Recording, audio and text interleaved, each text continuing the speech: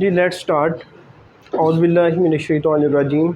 बिस्मिल्लाहिर्रहमानिर्रहीम। In the name of Allah, the most merciful, the most beneficent। First of all जी अल्लाह ताला का लाख लाख शुक्र है कि अल्लाह ताला ने हमें जो प्रीवियस स्क्रीनिंग टेस्ट हुआ उसमें अल्लाह ने हमें कामयाब किया। मेरे जो स्टूडेंट्स थे उनको अल्लाह ताला ने कामयाब किया। तो लिटरली जिस जिस दिन रिज़ल्ट आया और जब मुझे मेरे स्टूडेंट्स जो थे वो अपडेट कर रहे थे, जिसमें ये सारे शामिल हैं और जो ऑनलाइन पे भी हैं, तो मैं तकरीबन सो नहीं सका सारी रात के। अल्लाह ताला शुक्र है कि इतनी बड़ी तादाद में स्टूडेंट्स कामयाब हुए। और उसका एक एविडेंस ये भी है कि माशाल्लाह जो आज हमारी कैपेसिटी है वो फुल है। Still today is our first class. और आप देख रहे हैं क्योंकि ऐसी कोई हमारा कोई बहुत एक मैनेज्ड होता है कि एकेडमी चला रहे हैं, वो नहीं है। मैं एक टैक्स प्रोफेशनल हूँ और अपना ज़्यादातर टाइम जो है टैक्स के ऊपर गुजारता हूँ और गुजारना भी चाहता हूँ। बट स्टिल साथ में मैं एजुकेशनिस्ट भी हूँ। के साथ ही ICMA पाकिस्तान है, यहाँ सुबह 7:30 पे मैं आता हूँ। 8 बजे थोड़ी देर बैठ 8 बजे मेरा लेक्चर स्टार्ट होता है बिज़नेस लॉज के ऊपर, और उसके बाद मैं अपने फील्ड में चला जाता हूँ जो कि मेरी टैक्स की है। तो once again thank you very much for reposing confidence in us, कि आपने जो कॉन्फिडेंस मुझे दिया, थैंक यू वेरी मच। इकट्ठे होने का मकसद आज और आपके आने का वो ये एक सिंगल है कि how to pass the descriptive test, जो एक बहुत बड़ा माइलस्टोन है स्पेशली उन लोगों की लाइफ में जो कि स्टिल अनएम्प्लॉयड है, और उन लोगों के लिए भी जो कि एम्प्लॉयड तो हैं लेकिन वो जिस तरह की जॉब चाहते हैं वहाँ तक अभी नहीं पहुँच सके। तो I will try my best कि मैं आपको असिस्ट कर सकूं। और इंशाल्लाह जो वन थिंग है जो मैं आपको अश्योर करवाता हूँ वो ये है कि आप जितनी मेहनत करेंगे उससे ज़्यादा मैं करूँगा। और जो एक डिवर्सिफाइड किस्म का सिलेबस आपके सामने रख दिया गया है, जो कि आप इमेजिन भी नहीं कर रहे थे कि यार कि इतना बड़ा सिलेबस जो है वो हमारे सामने आ जाएगा। स्पेशली मेरे वो स्टूडेंट्स जो लॉ बैकग्राउंड से हैं, कि नो डाउट कि एक बहुत ही उनके लिए एक नई चीज़ आ गई है। किसकी सूरत में? फाइनेंशियल मैनेजमेंट की सूरत में और फर्दर ह्यूमन रिसोर्स मैनेजमेंट की सूरत में। तो यस, यहाँ सोचने की बात तो है लेकिन परेशान होने की नहीं है कि इंशाल्लाह जैसे जैसे हम आगे चलेंगे तो इंशाल्लाह आप लोग जो है ना उसमें स्किलफुल हो जाएंगे, और up to the extent of paper जो है ना आई होप कि अल्लाह के फजल से आप उसको जो है ना वो कर पाएंगे। तो आज का लेक्चर सिर्फ़ और सिर्फ हम रोड मैप बनाएंगे कि how to achieve our objective, and objective is only one, how to pass the descriptive test of inspector inland revenue. तो सिलेबस को सामने रख। हाँ नहीं, आपको पता है कि हमारा भी एक्सपीरियंस 5 बैचेस का है, तो सम टाइम्स हमारी तरफ भी इशू आता है, लेकिन मोस्ट ऑफ द टाइम जो है वो रिसीविंग एंड पे भी होता है कि यहाँ पे हम सेंडिंग एंड पे है ना, हम कम्युनिकेट कर रहे हैं और जो बेस्ट नेट है वो अवेलेबल है हमारे पास, उसकी स्पीड भी ज़बरदस्त आ रही है। तो काइंडली जो दूसरे एंड पे है वो भी अपना नेट को चेक कर लें, क्योंकि जूम पे है। कितने स्टूडेंट हैं इस वक्त जूम के ऊपर? 62। तो इनमें 62 सारे के सारे वो आ रहा है नेट का इशू। 2-4 लोग कह रहे हैं ब्लर है वीडियो। 2-4 तो ये ना जब नेट आपका स्ट्रेंथ उसकी डाउन होती है ना तो ये इशू आता है। अगर तो बाकियों को भी आ रहा है तो then there is a problem from our end, but if 60 students are satisfy या उनके पास ठीक है तो फिर उन दो जो है ना उनकी तरफ होगा। Let's start. 4 मेजर एरियाज़ दे दिए उसने हमें कि these are the 4 major areas which you have to cover to pass this examination. पहला एरिया कौन सा है जी? Functions of FBR।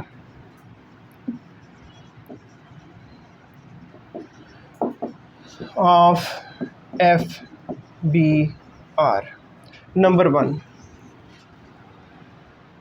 अब ये हमने जो MCQ टेस्ट था उसको पास करने के लिए हमने इसमें से गो थ्रू किया और हमने देखा कि ये तो यार एक 5-6 पेजेस का एक पूरे का पूरा FBR एक्ट है और FBR एक्ट के कोई अराउंड 24 सेक्शंस हैं और उन 24 सेक्शन में से एक सेक्शन नंबर 4 है जो कि डील कर रहा है फंक्शंस ऑफ FBR को। तो अगर हम FBR के फंक्शंस को स्पेसिफ़िकली देख लें तो आप देखेंगे कि उसमें कोई 23 के करीब फंक्शंस दिए गए हैं। तो मीनिंग देयर बाय कि वो छोटा सा टॉपिक दे के ये आई बिलीव ये छोटा है।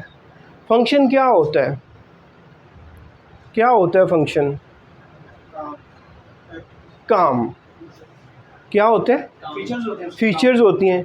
मोबाइल में आप जब आप लेने जाते हैं कहते हैं यार इसमें क्या क्या फंक्शंस हैं, पिक्चर्स कैसी बनाता है, कनेक्टिविटी कैसी है इसकी, 4G है या 3G है, फीचर्स, और फिर इससे आपने करना क्या है, ये अपना काम करता है या नहीं करता। तो FBR का काम क्या है?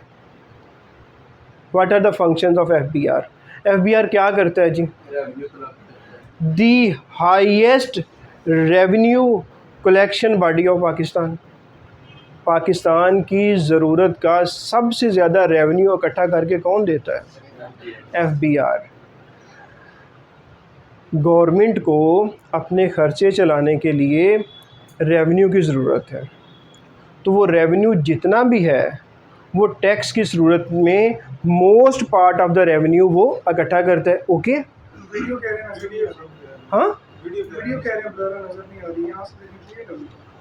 नहीं, वहाँ से तो क्लियर है।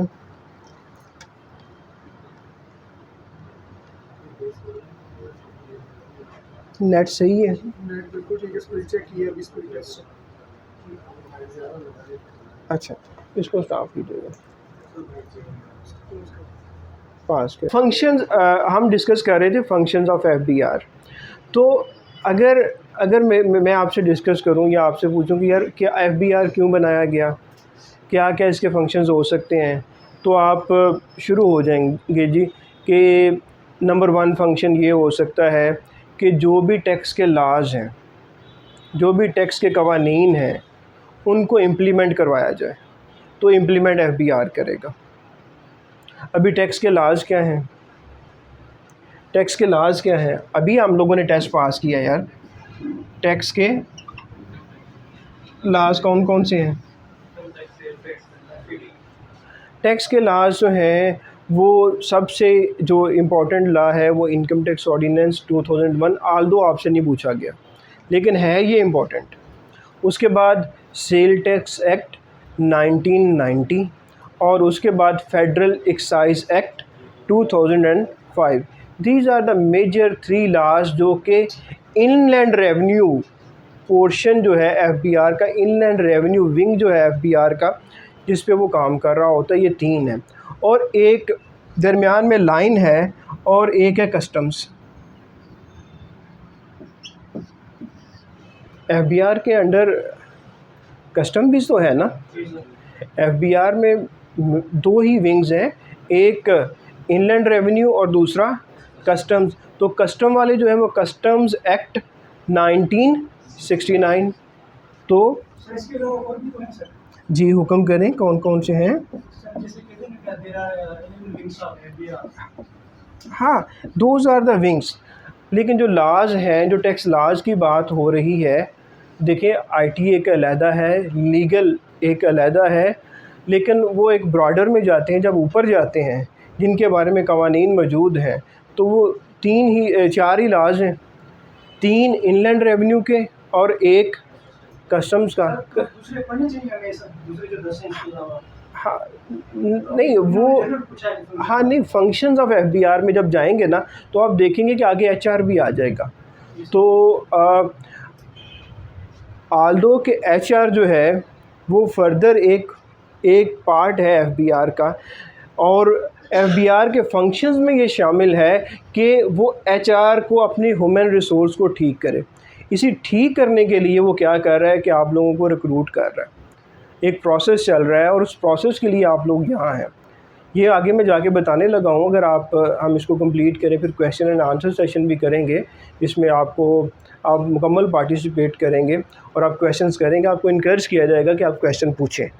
तो आप उसमें देखेंगे कि अभी तो मैंने एक अर्ज़ किया कि जो टैक्स लाज हैं उनको इम्प्लीमेंट करवाना। कौन करेगा इम्प्लीमेंट? एफबीआर ही करते हैं ना। हसीब नाम है ना आपका। हसीब साहब, आप वहाँ क्या कर रहे होते हैं? टैक्स के कवानीन की इन्फोर्समेंट करवा रहे होते हैं एफबीआर में। अगर कोई टैक्स की, अभी यहाँ टैक्स क्या होता है? चले, टैक्स क्या होता है? आप इंटरव्यू में बैठ गए हैं, आपसे आपका जो इंटरव्यूअर है वो पूछ लेता है कि gentleman please let me about what is tax. Tax क्या है? तो what should be your answer? Source of revenue generation. Tax is a source of revenue generation. आपकी कमाई का वो हिस्सा जिसमें से कुछ पार्ट गवर्नमेंट ले लेती है। अब इसकी एक आसान सी एक डेफिनेशन हमने इसकी की हुई है। टैक्स क्या है? आपकी यार मुझे ये वही है जो कि चेंज है। ये नहीं यार, ये चेंज है।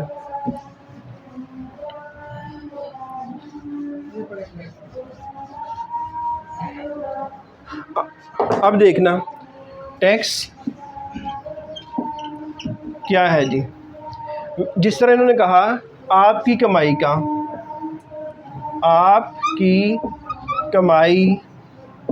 का वो पोर्शन हिस्सा जो कि गवर्नमेंट ले जाती है, कैसे?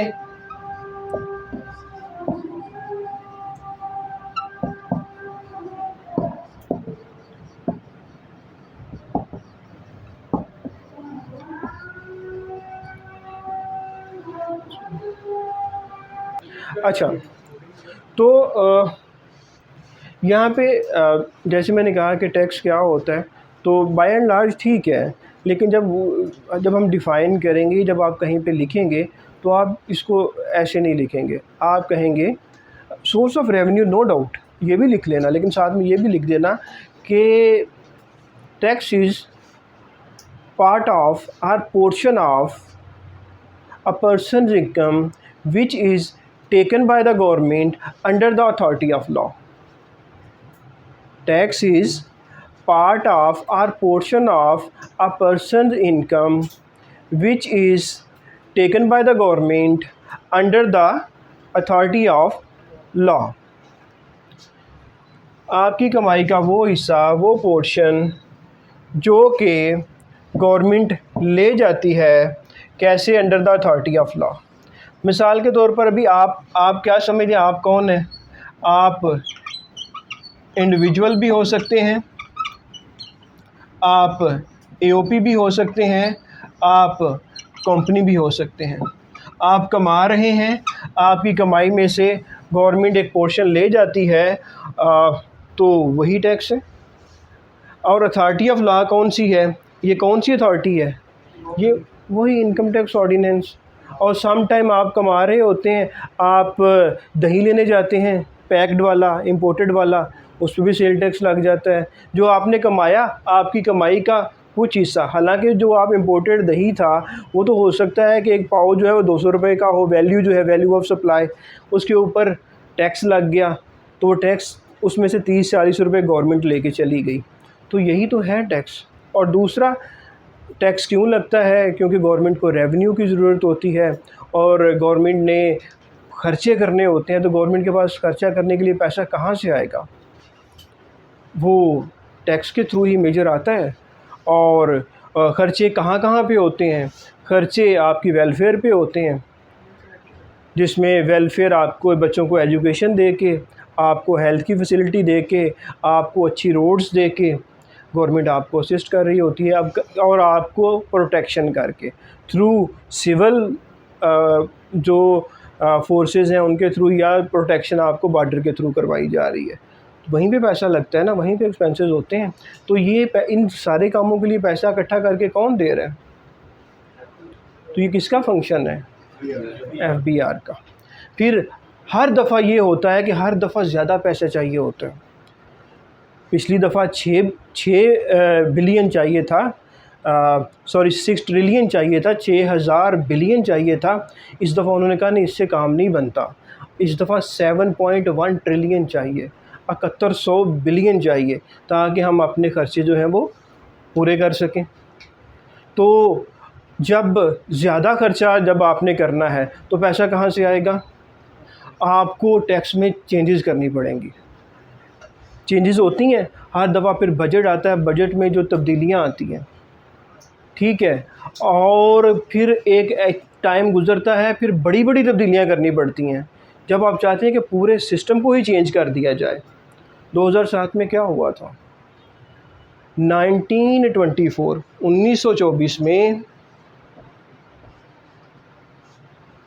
बिफोर द पार्टीशन एक अदारा बनाया गया था, central board of revenue. Central board of revenue ने काम करता रहा, रेवेन्यू कलेक्ट करके देता रहा उस वक्त की गवर्नमेंट्स को। 1947 हुआ, Pakistan came into being in 1947। Pakistan ने उसी अदारे को अडॉप्ट किया और उसी के थ्रू काम करता रहा। फिर 2007 तक काम चलता रहा, CBR करता रहा काम। अब क्या हुआ? उन्होंने कहा जी अब ना ज़बरदस्त किस्म की टैक्स रिफॉर्म्स चाहिए। क्या चाहिए? Tax reforms. टैक्स का आपको पता है और रिफॉर्म्स भी आपको पता है। रिफॉर्म्स क्या हैं? इस्लाहात। इस्लाहात क्या हैं? वही चेंजेस। अगर आप इसको आसानी से समझना चाहें तो ये वो चेंजेस जो कि कैपेसिटी को बढ़ाने के लिए की जाती हैं। अगर मैं आसानी में रिफॉर्म्स को उर्दू में लिखना चाहूँ तो हैं तो ये वो तब्दीलियाँ जो कि बेहतरी के लिए की जाती हैं, उससे इस्लाहात कहा जाता है। तो टैक्स की इस्लाहात जो है उसको इम्प्लीमेंट कौन करेगा? कौन करेगा जी? गवर्नमेंट इस्लाहात FBR के साथ बैठ के कर देगी और इम्प्लीमेंट कौन करेगा? FBR करेगा। FBR एक ऐसी इन्वायरमेंट पैदा करेगा कि हर बंदा जो कि आप में इंडिविजुअल भी आ गया, आप में AOP भी आ गई, आप में कंपनी भी आ गई, कि वो वॉलंटरी आए, रज़ा कराना तौर पे आए और रज़ा कराना तौर पे आके कहे कि हम टैक्स देंगे। ये कौन कर रहा है?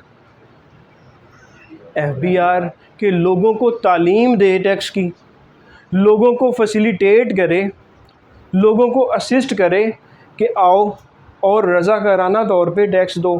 तो ये कौन कर रहा है? पहले हमने कहा इम्प्लीमेंट करवा रहा है, इन्फोर्स करवा रहा है, अब क्या कह रहे हैं? तरगीब दे रहा है, एजुकेशन दे रहा है, इंड्यूस कर रहा है। फंक्शन है या FBR का? नहीं है, बिल्कुल है जी। और क्या फंक्शन हो सकता है? FBR एक ऐसी फोर्स तैयार करे जो लाज को समझ सके। ये FBR का फंक्शन में आता है। आप ये फ़ोर्स तैयार हो रही है ना, और क्या हो रहा है? हमारा बैच 2018 गया, एक फ़ोर्स तैयार हुई। उससे पहले 2016 बैच गया, वो एक फ़ोर्स तैयार हुई जिन्होंने जाके FBR को संभाला। हसीब साहब, आप मोस्टली आप देख रहे होंगे FBR के जो यूनिट्स हैं वो कौन चला रहे हैं? नए इंस्पेक्टर चला रहे हैं, मोस्टली वही चला रहे हैं। और फिर बड़े वाले यूनिट्स में ज़्यादातर यही चला रहे हैं। और जो हमारे सीनियर इंस्पेक्टर्स हैं जो कि ओल्ड हो चुके हैं, जो कि कंप्यूटर से ज़्यादा फेमिलियर नहीं हैं, उनको थोड़े से हल्के कामों पे लगाया हुआ है। ये कौन कर रहा है जी? HRM।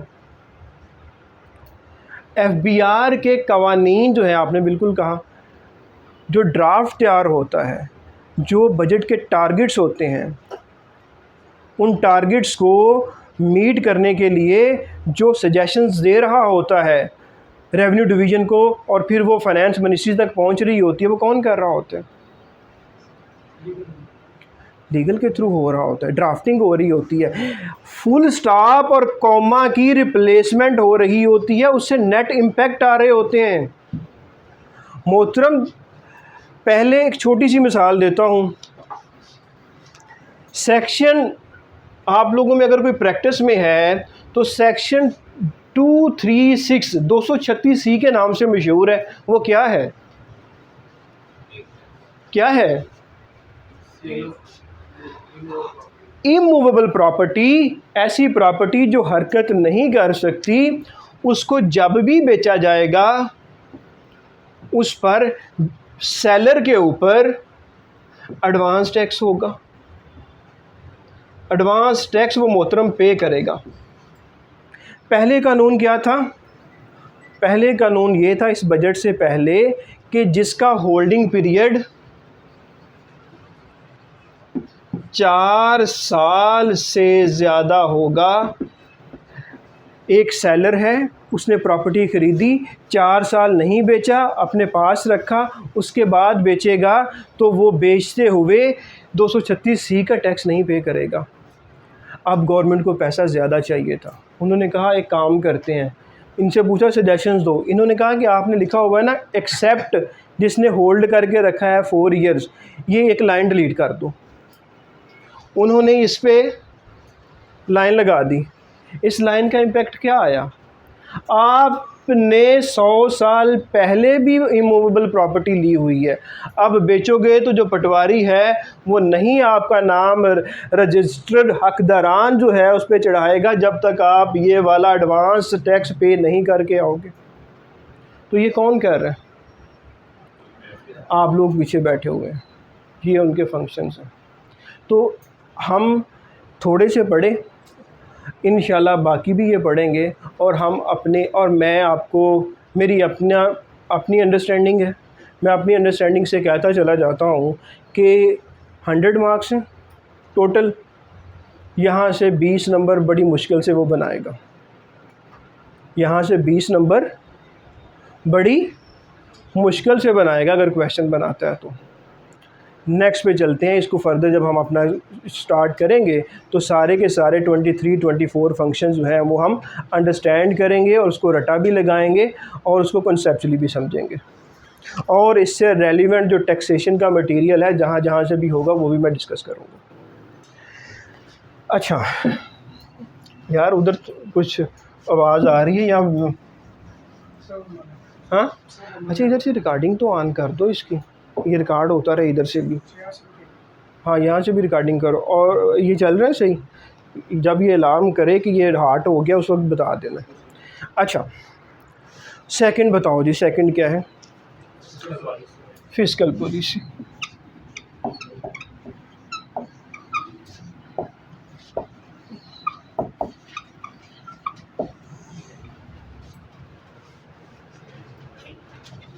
फिस्कल क्या है? हाँ नहीं, फिस्कल माली माल से मुतल्लिक, फिस्कल आपकी मईशत से रिलेटेड। मॉनिटरी जो है डेट इज़ वेरी कनेक्टेड, वो स्टेट बैंक ऑफ पाकिस्तान देता है। ये कौन दे रहा है? गवर्नमेंट ऑफ पाकिस्तान दे रही है। और किसका इसमें मेजर रोल होता है?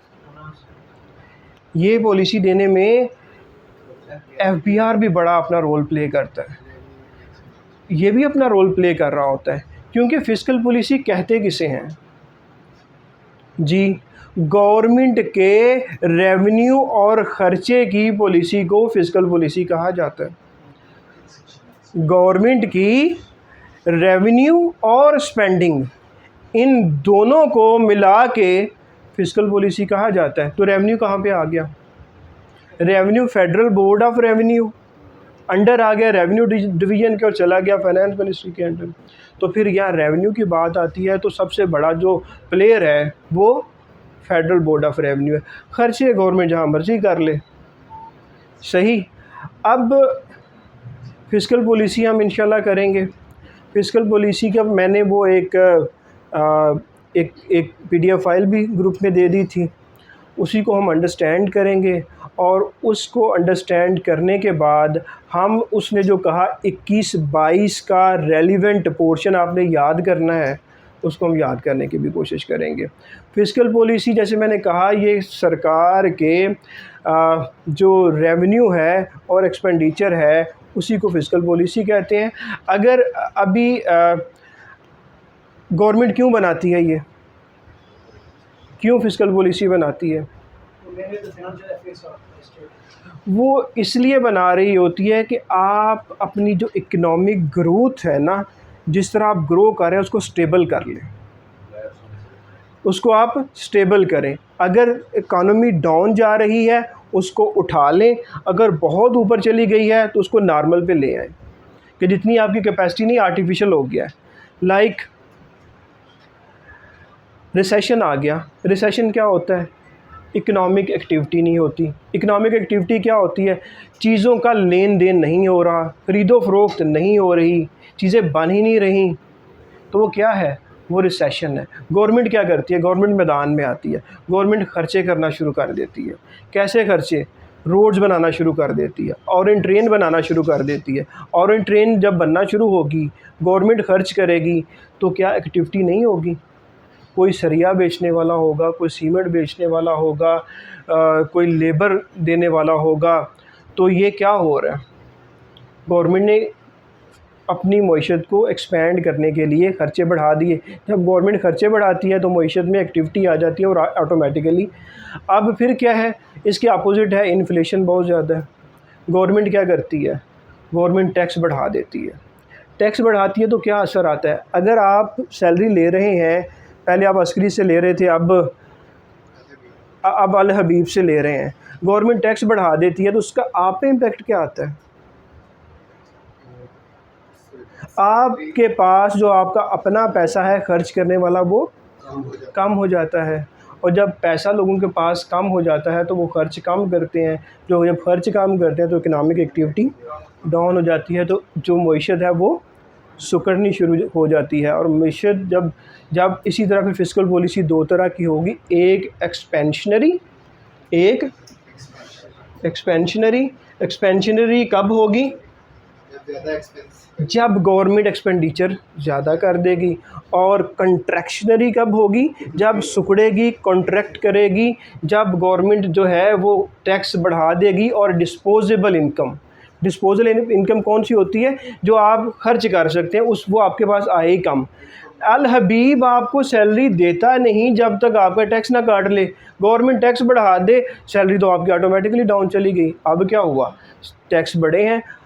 तकरीबन हर बड़े बैंक ने हमसे रब्ता किया है कि हमें तरीका बताएं कि टैक्स प्लानिंग कैसे करें, किस तरह अपने एम्प्लॉई का टैक्स बर्डन कम कर दें। अब वो तरीके बताने वाली यहाँ हम नहीं बताएंगे कि वो हमारी कंसल्टेंसी है। तो वो फिर लोग भागते हैं कि यार हमारा जो एम्प्लॉई है वो उसके बाद डिस्पोजेबल इनकम कैसे बढ़े। अच्छा, ये हम पढ़ेंगे और साथ में हम अशारिये जो हैं उनको देखेंगे। अब आ जाते हैं HRM की तरफ। अब आते हैं HRM की तरफ।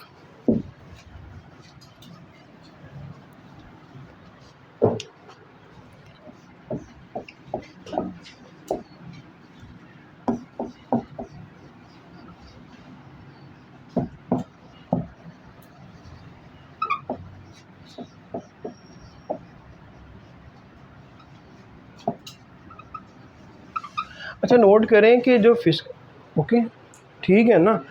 अच्छा, फ़िस्कल पॉलिसी जो है उसमें आप क्या समझते हैं कितने नंबर दे लेगा वो? हाँ, मैक्सिमम जो है ना वो एक क्वेश्चन ही ले सकता है, इससे ऊपर वो क्वेश्चन ले नहीं सकता। यहाँ से कि ले सकता है? नहीं ले सकता यार। ये कैसे कर देगा जब उसमें फंक्शन है ही थोड़े से? FBR का जो कुछ भी पूछना है वो है ही थोड़ा सा, तो कैसे ऊपर चला जाएगा?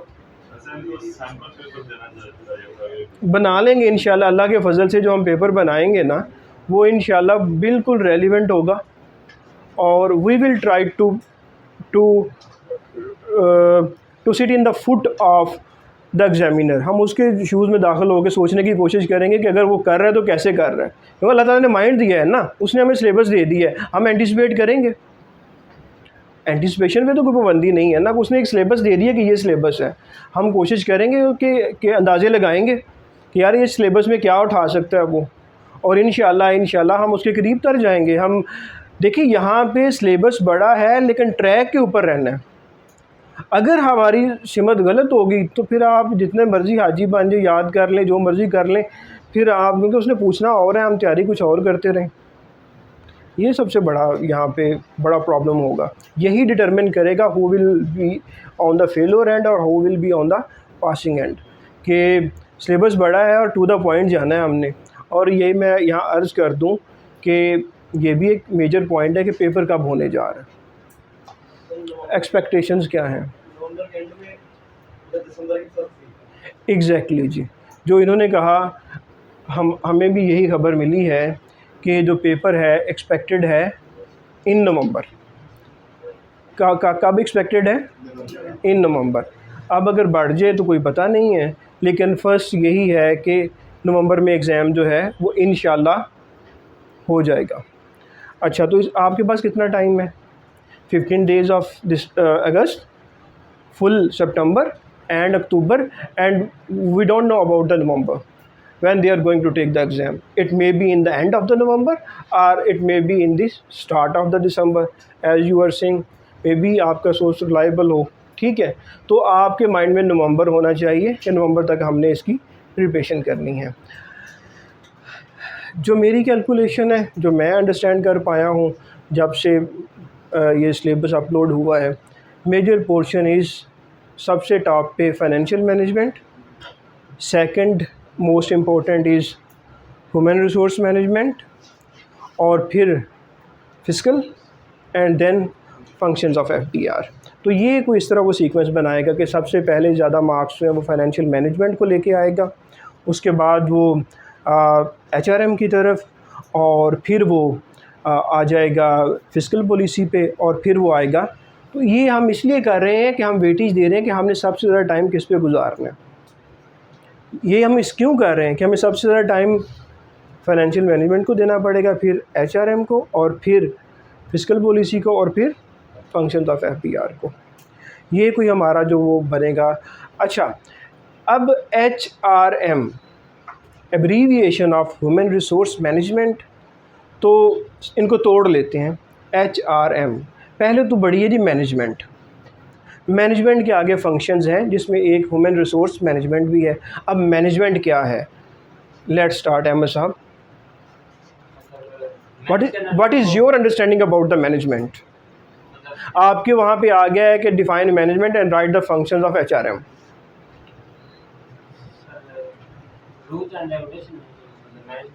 Management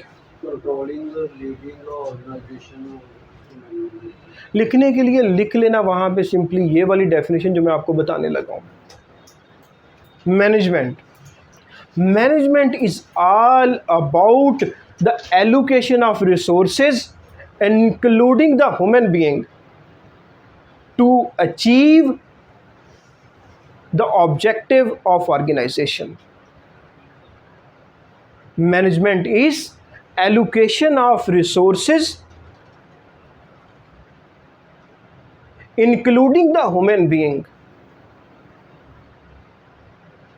to achieve the objective of an organization। Organization क्यों बनती है? कोई उसके मकासद होते हैं, कोई उसका विज़न और मिशन होता है। उस मिशन और विज़न को आप ऑब्जेक्टिव बना लेते हैं कि हमने ये मेरा मकसद है, मैंने अचीव करना है।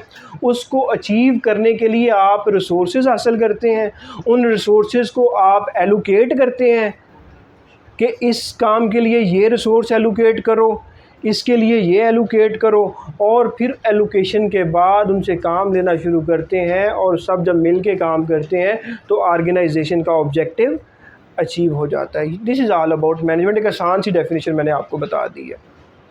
वो फंक्शंस ऑफ मैनेजमेंट जो है कंट्रोलिंग, लीडिंग, ठीक, ऑर्गेनाइजिंग, वो आगे मैनेजमेंट के फंक्शन हैं, और जिसमें ये एचआरएम भी फिर एक फंक्शन में आ जाता है। तो अब हमें मैनेजमेंट का थोड़ा सा पता चला। अब जब हमें थोड़ा सा मैनेजमेंट का पता चला तो हम ह्यूमन रिसोर्स की तरफ चले जाते हैं। अब आप क्या समझते हैं कि ह्यूमन रिसोर्स मैनेजमेंट क्या है? ये तो एक है कि मैनेजमेंट का एक हिस्सा है जो कि ह्यूमन के साथ डील करती है। अब ये क्या है? हाँ जी निशान। Human resource management is a subset of management. How to hire ठीक है, I got your point, I got your point, बिल्कुल सही है, बिल्कुल सही है। हाँ, एडमिनिस्ट्रेशन, इंतज़ामी जो है उसको मैं अभी आपको क्लियर करता हूँ। अब देखिएगा कि पहले तो आपने लिखना है कि HRM कोई एक्टिविटी नहीं है। एक एक्टिविटी होती है ना कि एक एक्टिविटी करते हैं और ये HRM एक एक्टिविटी नहीं, ये एक प्रोसेस है। ये क्या है? एक प्रोसेस है, एक पूरा अमल है, पूरा साइकिल है HRM। ये पूरा साइकिल है। कहाँ से स्टार्ट होता है? हायरिंग। कुछ उसे हायरिंग कहते हैं, कुछ उसे रिक्रूटमेंट कहते हैं, कुछ उसे एक्वायरिंग कहते हैं, कुछ उसे एक्विजिशन कहते हैं। स्टार्ट इसी पॉइंट से होता है, आप इसे हायरिंग कह लो, ठीक है। उसके बाद क्या होता है? आप चले जाएंगे, आपको हल्की फुल्की सी इंस्पेक्टर की 1 महीने की 28 डेज़ की ट्रेनिंग होती है।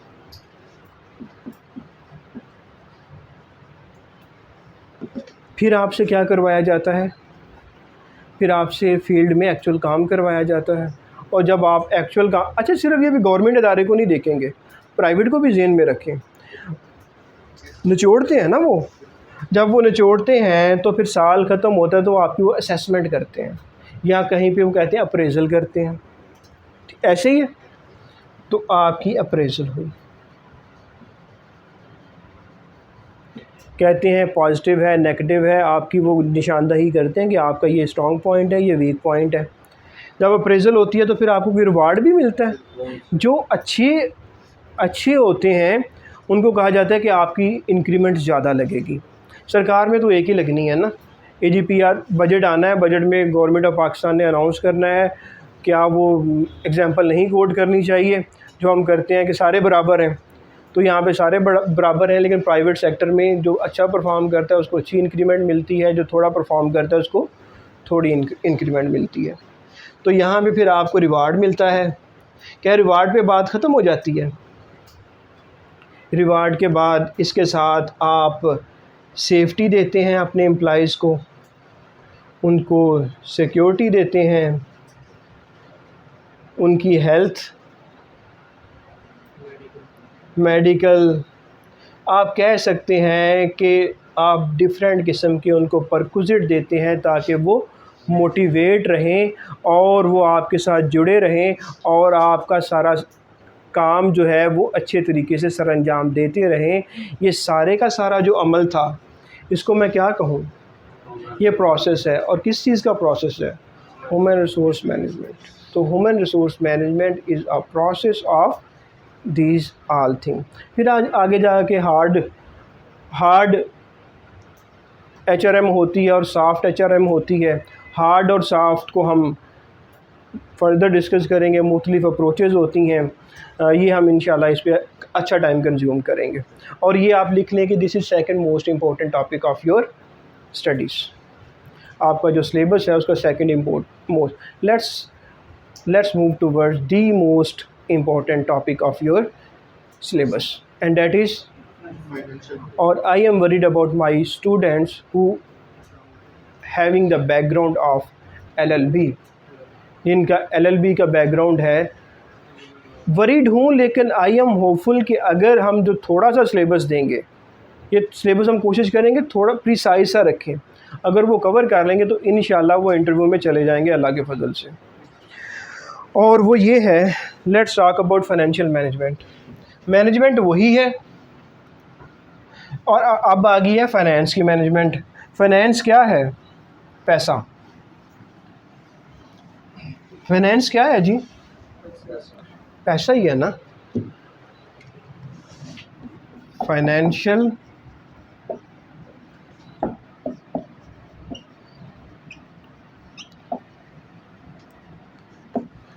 इधर क्या इंडिकेटर्स हैं? ओके है ना, दैट्स फाइन यार, दैट्स फाइन। हाँ दैट्स गुड। अच्छा, तो आपके फ़ौरन ज़हन में आ जाता है कि पैसे की मैनेजमेंट, मनी की मैनेजमेंट, वो फाइनेंशियल मैनेजमेंट है। और आप इंडिविजुअल के तौर पे भी अपनी फाइनेंशियल मैनेजमेंट कर रहे होते हैं, और अदारे जो हैं कॉरपोरेट जो होती हैं वो भी अपनी फाइनेंशियल मैनेजमेंट कर रही होती हैं। जो फाइनेंशियल मैनेजमेंट नहीं करता वो लाइक आप अपनी आमदन से ज़्यादा खर्चे करें तो वो अच्छी फाइनेंशियल मैनेजमेंट तो नहीं है ना। तो financial management is all about the creation of wealth, wealth को बढ़ाना, वेल्थ को पैदा करना, ये क्या है? ये फाइनेंशियल मैनेजमेंट है। फाइनेंशियल मैनेजमेंट डील इसके साथ करती है कि किस तरह आप अपनी दौलत को, अपनी वेल्थ को बढ़ा सकते हैं। अच्छा, इसकी मैं एग्जांपल देने की कोशिश करता हूँ। कंपनी का कॉन्सेप्ट तो सबके पास है ना, सबको कंपनी का तो पता नहीं कंपनी क्या होती है। प्राइवेट कंपनी भी होती हैं और पब्लिक कंपनी भी होती है, हम सिर्फ कंपनी लिख लेते हैं। एक कंपनी है, उसके 100 शेयर्स हैं और हर शेयर की वैल्यू जो है वो 100 है, तो टोटल वैल्यू कितनी होगी? ये होगी जी। Is it so? अगर कुछ चेंज है तो यही है। अच्छा, ये हर शेयर होल्डर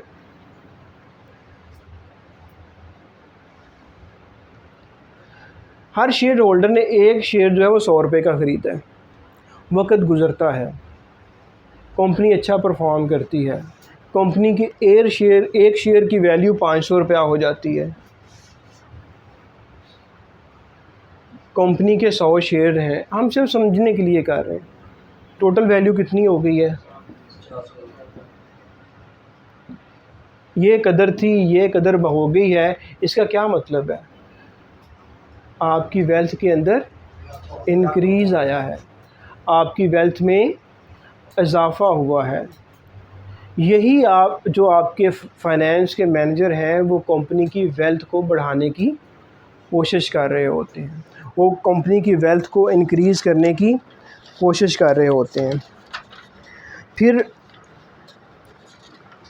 इसके अंदर जो टॉपिक हैं, अच्छा, फिर आप कहेंगे कि क्या सर ये जो अकाउंटिंग है और जो फाइनेंशियल मैनेजमेंट है और ऑडिटिंग है, सिर्फ हम यहाँ पे ये देख लेते हैं कि अकाउंटिंग और फिर फाइनेंशियल मैनेजमेंट में क्या फ़र्क है। अकाउंटिंग क्या कर रही होती है? अकाउंटिंग को कहा जाता है वो ज़ुबान है, किसकी? बिज़नेस की। Accounting is the language of business. मैं ना अकाउंटिंग को आसान रखने की कोशिश करूँगा इनिशियली। अकाउंटिंग क्या है? बिज़नेस की ज़ुबान है कि ये बताती है कि बिज़नेस कैसा चला। आप कारोबार करते हैं, पूरा साल कारोबार करते हैं, साल एंड होता है, तो साल जब एंड होता है तो आप देखते हैं कि मुझे नफ़ा हुआ या नुकसान हुआ, वो आपको कौन बताएगा? Financial statement. आपकी इनकम स्टेटमेंट। कौन बताएगी आपकी इनकम स्टेटमेंट क्या होती है? इनकम स्टेटमेंट क्या होती है? आपने घबराना नहीं है यहाँ पे और परेशान भी नहीं होना। इनकम स्टेटमेंट आपकी कमाई और ख़र्चों की डिटेल है। इनकम स्टेटमेंट आपकी कमाई और ख़र्चों की डिटेल है। ये क्या कहेगा आपने सेल्स की हैं। सेल्स क्या होता है? आपने बेचा है कुछ, बेच के आपने 10,000 रुपया कमाया है। जो ये 10,000 कमाया आपने, जो बेचा था वो लिया कितने का था? उसको हम कह देंगे कास्ट ऑफ सेल। वो हमने लिया था जी 7,000 का। आपको मुनाफा हुआ है या नुकसान हुआ है? मुनाफा हुआ है। तो जो मुनाफा हुआ है उसको हम कह देंगे ये इतने का मुनाफा हुआ। ये कौन बता रही है? इनकम स्टेटमेंट बता रही है। वेयर है जो फाइनेंस होता है ना, वो सिर्फ कैश का बता रहा होता है। अब ये वाली जो सेल्स है ना, सेल्स जो हैं ये नकद भी हो सकती हैं, ये उधार भी हो सकती हैं। अगर आपने सेल्स की हैं उधार, तो अभी आप फाइनेंस वाला बंदा वो क्या देखेगा, वो कहेगा जी देखो कैश को देखते हैं, सिर्फ सेल को नहीं देखते। सेल तो आप मुनाफा कमाते जाएं और पैसे लोगों से पकड़े नहीं, कहीं जी हम सेल किए जा रहे हैं, एंड में पता चले कंपनी फ्लॉप हो गई है। क्यों? क्योंकि आपने सेल तो की लेकिन उधार में करते गए, और उधार वाले लोग तो बहुत ज़्यादा आगे लेने के लिए फिर फाइनेंस वाला बंदा दरमियान में आता है, कहता है सुनो आपने जो सेल्स की हैं इसमें आपके पास पैसा आया कितना है? कहता है यार नकद जो है वो 10,000 में से सिर्फ 100 रुपये की हैं या 1,000 की हैं। कहता है अच्छा, तो जो तुमने ये जो ख़रीदारी की थी 10,000 के लिए वो कितने की थी? कहता वो मैंने सारी नकद की थी। अच्छा नकद की थी, तो फिर कैश बाहर कितना निकल गया है जी? 8,000 बाहर निकला है, अंदर कितना आया? 1,000। साल ख़त्म हो गया जी, हो गया। और अल्लाह के बंदे 7,000 रुपया मार्केट में फंसा के बैठे हुए हो। 7,000 रुपया मार्केट में फंसा के बैठे हुए हो, इससे बेहतर था कारोबार करते ही नहीं। अब बिजली का बिल आ गया तो कहाँ से दोगे? सुई गैस का बिल आ गया, पैसा तो हमारे पास है ही नहीं। तो ये सारे मामलात को देखने के लिए फ़ाइनेंशियल मैनेजमेंट की जाएगी। सही, फ़ाइनेंशियल मैनेजमेंट में आगे इसके बहुत से टॉपिक्स हैं, उन सब टॉपिक्स को इंशाल्लाह हम आसान ज़ुबान में, जैसे आगे आ जाएगा फ़ाइनेंशियल स्टेटमेंट्स का एनालिसिस। फ़ाइनेंशियल स्टेटमेंट का एनालिसिस करने से पहले मुझे आपको बताना पड़ेगा कि फ़ाइनेंशियल स्टेटमेंट्स होती क्या हैं। मैं इंशाल्लाह आपको बताऊंगा कि 5 तरह के इंटरनेशनल अकाउंटिंग स्टैंडर्ड्स के मुताबिक 5 तरह की। अब देखिए कि ये एक एक टॉपिक के अंदर बहुत से क्वेश्चन बन रहे हैं। अगर वो चाहे तो जिस तरह अकाउंटिंग और ऑडिटिंग का CSS में 200 का पेपर है ना, तो वो 200 के पेपर में से 100 का पेपर नहीं बना सकता? आराम से बना सकता है यार, कि 200 वाला सिलेबस तो उसने इसके अंदर ही दे दिया आपको। तो अगर वो चाहे तो वो 200 वाले में से 100 का सिलेबस तो आराम से बना देगा अकाउंटिंग और ऑडिटिंग में। और फाइनेंशियल मैनेजमेंट जो है वो 50 नंबर कवर करती है एक और सिलेबस के टॉपिक का, तो उसमें से भी वो उठा ले, तो वो 300-400 नंबर तो खेलने के लिए उसके पास इसी में पड़े हुए हैं। और दूसरी तरफ फिस्कल पॉलिसी में 20 नंबर पड़े हुए हैं, और जो फंक्शंस हैं उसमें टोटल ज़ोर लगा ले तो 10-15 नंबर से ऊपर नहीं जा पा रहा, तो वो फिर किधर आएगा? आम आदमी यही सोचेगा, एंटिसिपेट करेगा कि यार उसने ज़्यादा फाइनेंशियल मैनेजमेंट, HR और फिर उसने खेलना है आपके फ़िस्कल में, और फिर जाना है उसने फंक्शंस की तरफ। तो इंशाल्लाह जी इसको हम फाइनेंशियल स्टेटमेंट्स को समझेंगे भी up to the extent of, ताकि हम क्या कर सकें, एनालिसिस कर सकें। और एनालिसिस बहुत आसान है। उसने एनालिसिस इस तरह करवाना है कि मैं आपको थोड़ी सी चलो मिसाल दे देता हूँ ताकि आपको आइडिया हो जाए हल्का सा, उन लोगों के लिए जो कि नॉन फाइनेंशियल बैकग्राउंड से हैं, जिन्होंने कॉमर्स नहीं पढ़ी हुई। जिन्होंने पढ़ी हुई है उनके लिए ये मुश्किल नहीं है। स्टिल वैसे ही चल रहा है, यहाँ पे इशू ही है। सही है। चलें यार, ये आपको इंशाल्लाह ये जो है ना वीडियो मिलेगी अल्लाह के फजल से। अच्छा देखो, एक होती है बैलेंस शीट।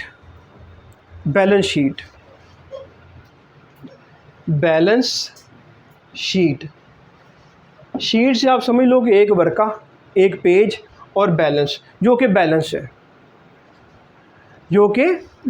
है, क्योंकि ये हम अकाउंटेंट नहीं बनने जा रहे हैं, हम पेपर पास करने जा रहे हैं। तो एक ऐसा पेज जो कि बैलेंस है। बैलेंस कैसे है? अकाउंटिंग में कहा जाता है आपके असासों को कह लो एसेट्स, और आपकी कैपिटल को कह लो जो आपका सरमाया है, और आपकी लायबिलिटी जो कि आपकी ज़िम्मेदारियां हैं।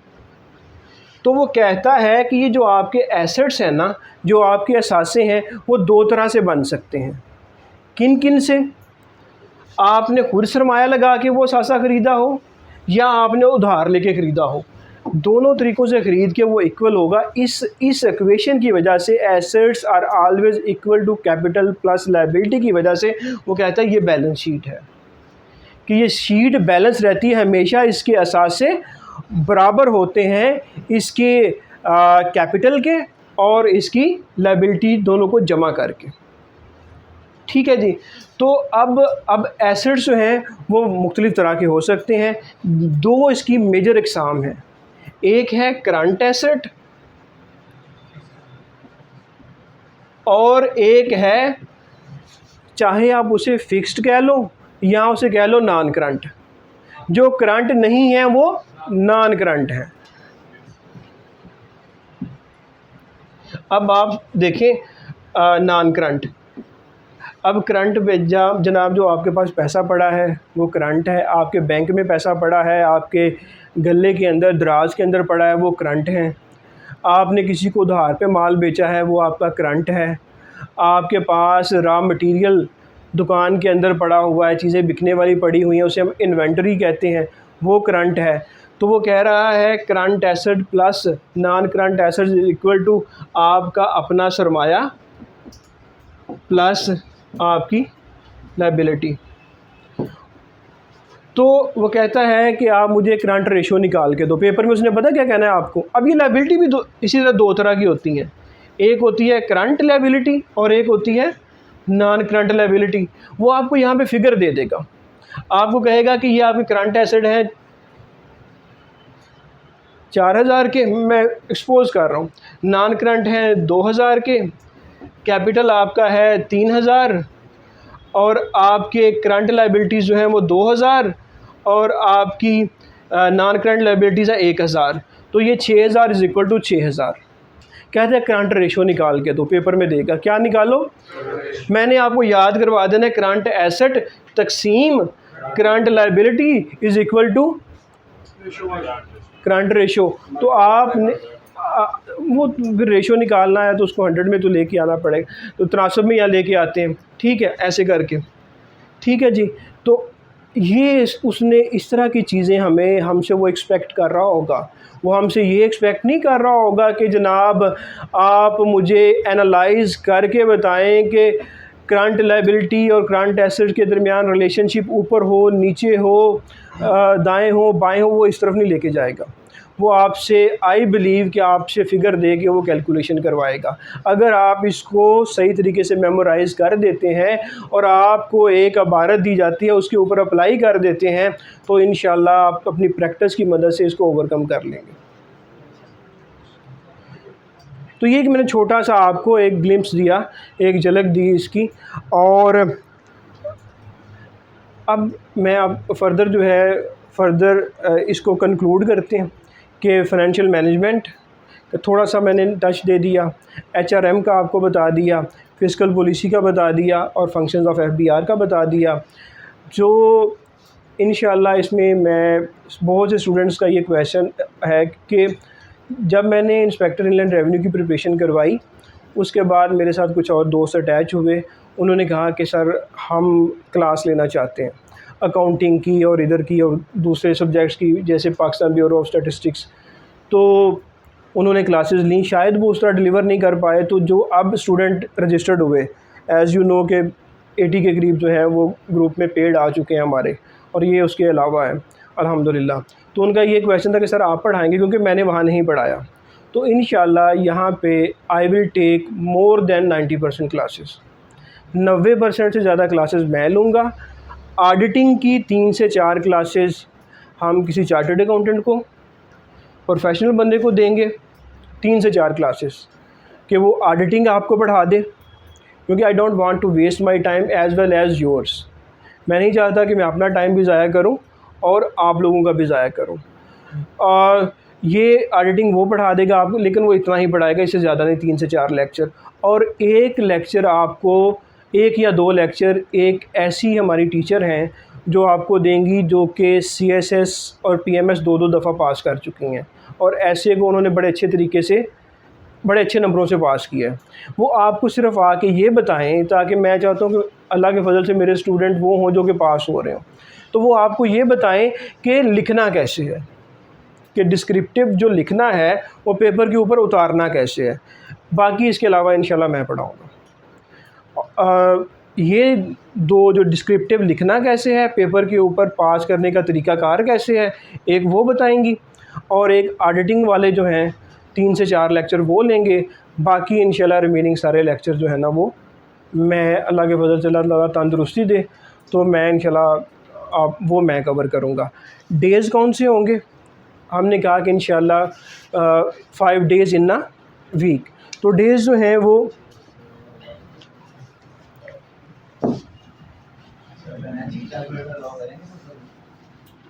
यार ये हम इंक्वायर कर लेंगे कि ये कि अगर आपने अकाउंटिंग करवानी है तो you must allow the calculator. हाँ नहीं, मेरा नहीं ख्याल कोई साइंटिफिक वगैरह आपको दें कि कहीं ये ना हो कि आप स्टोर करके चीज़ें ले जाएं उसमें। अच्छा, डेज जो होंगे जी वो मंडे है,